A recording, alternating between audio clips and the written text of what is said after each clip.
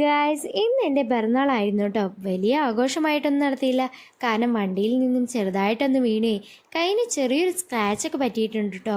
എന്നാലും വീട്ടിൽ നിന്നും അമ്മയും അച്ഛനും കേക്കുമായി വന്നപ്പോൾ പറഞ്ഞ വാക്കിൽ ചെറിയൊരു മാറ്റം വരുത്തേണ്ടി വന്നിട്ടുണ്ട് കേട്ടോ. പിന്നെ കേക്കില്ലാതെ എന്ത് പിറന്നാളാഘോഷം അല്ലേ? ഞാൻ ഈ ഇട്ടിരിക്കുന്ന ഡ്രസ്സ് അച്ഛനും അമ്മയും വാങ്ങി തന്നതാണ് കേട്ടോ. അവരെന്തായാലും എല്ലാവരെയും ഒന്ന് സർപ്രൈസ് ആക്കിയിട്ടുണ്ട്.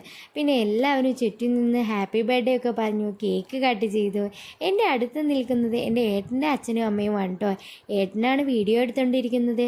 ഏട്ടൻ അവിടെ നല്ല പോലെ ബാക്ക്ഗ്രൗണ്ട് മ്യൂസിക്കൊക്കെ കൊടുക്കുന്നുണ്ട് കേട്ടോ. അതാണ് ഈ എല്ലാവരുടെയും ചിരിക്ക് കാരണം.